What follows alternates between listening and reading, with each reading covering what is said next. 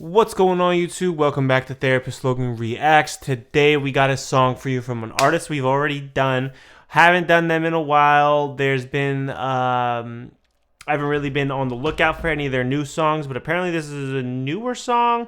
Looks like it was dropped about a month ago, so I'm a little late to the jump, but I figured we could jump right into it, give it a little therapist breakdown, and go from there. So today we got Lola Young and the song Spiders. Thank you to the commenter who commented and told me to swing back around for this artist. So let's jump right into it.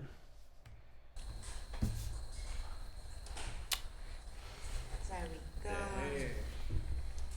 We're close to you.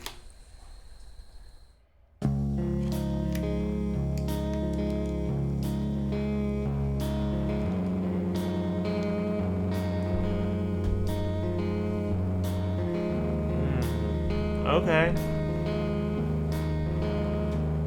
A little black and white. With a spider on her shirt. Can you take it off my hands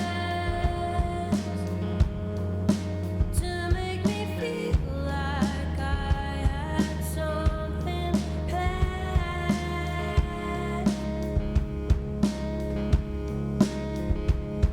and blame it on the ghost so we don't feel like we did something wrong.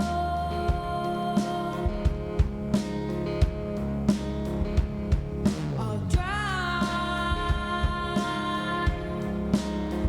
to your house. You kiss me slow like you don't have any doubt.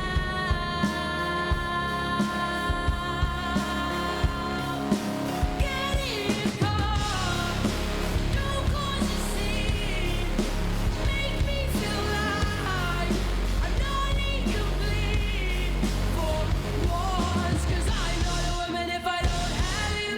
I'm not a woman if I don't have you. And you're not a man if you don't have me. Interesting. Wow, that's a lot to take in. So I pulled up the lyrics just so I could follow along too, like just to make sure I'm getting everything kind of so that we can reference it too. So and blame it on the gods so we don't feel like we did something wrong. It's almost like to like blame fate for what's occurring as opposed to reflecting back in our own autonomy. I don't know. That's what's kind of like. And it seems like again there's aspects of like a romantic connection, but there's also like almost like the idea of like a toxic relationship, in the sense of, because I'm not a woman if I don't have you. I'm not a woman if I don't have you, and you're not a man if you don't have me. So please kill all the spiders. So I'm not too sure what that quite means yet. I have an idea, but I'm not fully sold on it yet, based on. But to reflect and take apart a key component of our identity simply because we don't have something, right? There's ownership in the word have, and I think, and a lot of the times I work through this with individuals that like having shows possession and ownership, and there's no ownership in a relationship. This can be problematic thinking because we think of like the romantics and, oh, I'll die if I don't have that person. I'm not saying you don't necessarily feel that way, but if you're driven by the fact of owning someone or owning the love or owning, there's just that sense of control that a lot of people I think start to blend in with the idea of love, and that's not love. That's not love in my own perspective. That's not how I've seen appropriate love in relationships and boundary settings.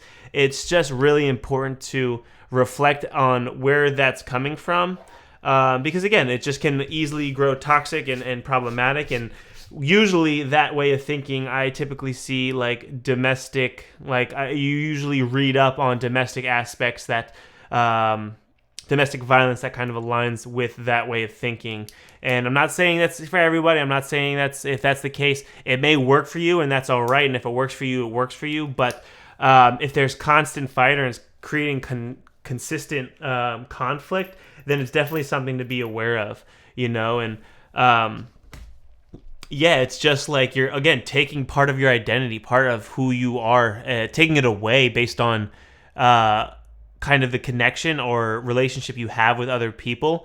And that's just not reality based. So I would definitely work with like a reality therapy kind of thing. Like, I get it, that's maybe how you feel, but just because how you feel, like, that's influenced how they think, and that's probably influencing how they behave. So I'd really probably go reality therapy mixed with a little CBT, just because it'd really, really, really be important to break that cycle or break that triangle that's creating these negative feedback loops.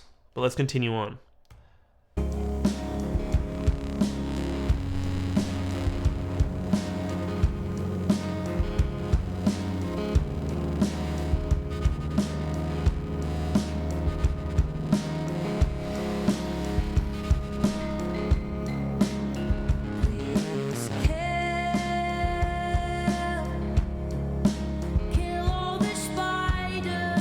Don't kill spiders. We need them. They're super important.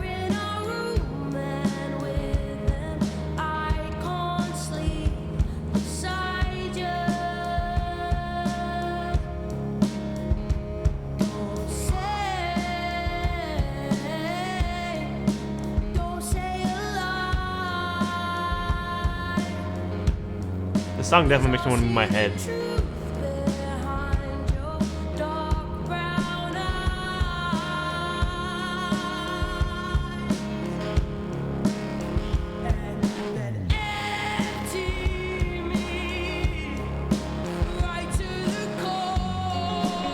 I want to take a second just to... I love the idea of black and white because you get so much vulnerability and so much raw emotion. And I love that she's so good at capitalizing on her emotion and what that does for her.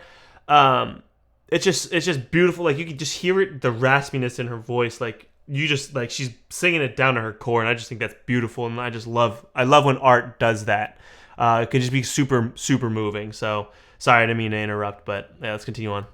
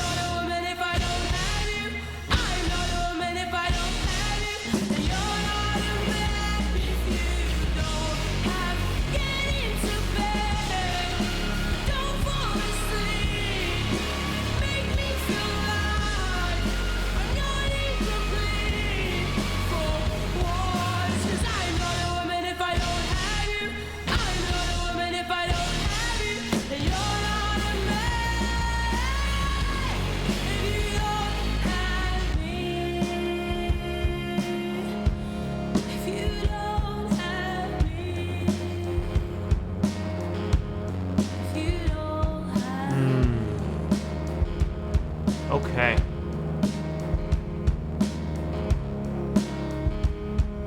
So I think this is like a tribute to maybe some ways that she used to think, and it's super, super powerful, and there's another lyric that stuck out to me that I missed before, and it was in the first chorus and the second one. It says, "Make me feel like I'm not incomplete." What a huge, huge statement. What a massive statement to say that I'm not complete, or you're responsible for making me complete. That can perpetuate such a maladaptive aspect to a relationship, because I'm not saying another individual can't help you feel complete, but it's so important to make sure that your structural foundation of your identity and your love for yourself is strong enough and being complete without the another. Because if you're looking for connection and substance through that, it's setting it up for a kind of failure at that point, and it's difficult because your relationship with yourself is extremely important. It's super and long. And I've said this before in some other videos too, and it's just, if the only way you're feeling complete is if being in a relationship, that means that you're relying heavily on the other person to meet your emotional and psychological needs. Whereas before that, you were not meeting your own, and therefore maybe creating or facilitating this environment where you don't necessarily love yourself, and you can't stand to be alone, and you can't stand to do that. And that's such a difficult thing to work through, because there's constant judgment, there's constant feel and it's so hard to work through that. And I think that's what she was kind of getting through to this. It's just beautiful, and I hope she's worked through this too, and just honestly see her value in herself and not needing other individuals of what it may be, and just again finding that self-love and self connection, because that's super important. It's super important to have that, and without it, there's a lot of self-esteem issues, self-identity issues, and working through those is very difficult, because until the individual's being honest with themselves and real with themselves, it's really difficult for work to kind of progress through. And that usually takes becoming uncomfortable with maybe some self-judgment in a progressive way, because I know individuals who have stopped therapy because they felt judged, when in reality it was a projection that they were judging themselves because they were finally being honest with themselves, but it was too uncomfortable to sit with, that they shut it down and stopped going to therapy. So everyone's healing journey is different. Everyone's healing timeline is different. You can't force healing on anybody. That's been very apparent in my clinical therapeutic work, but I enjoy it nonetheless. I enjoy allowing and working through with individuals through their therapeutic journey, and I don't think that's ever going to stop, because when you do have that cathartic moment, when you see them heal part of their inner child, it's just super, super important. So I want to thank you guys so much for watching. Make sure you comment down below. What does this song mean to you? What was coming up for you? Did it hit anything on the head or anything? I'm curious to see what you guys think. Make sure you drop a like on this video, and make sure you're subscribed. Hit that subscribe if anything. If you didn't like this video, fine, but if you're really interested in learning about more psychological components and therapeutic work in media and giving breakdowns, please subscribe, because I'm sure I'll eventually do some stuff that you're interested in, or give a comment of what you want to see me react to. I'm kind of just trying to do a little bit more all the time. So thank you guys so much for watching. Make sure you subscribe so you can catch the next video, and I will see you then.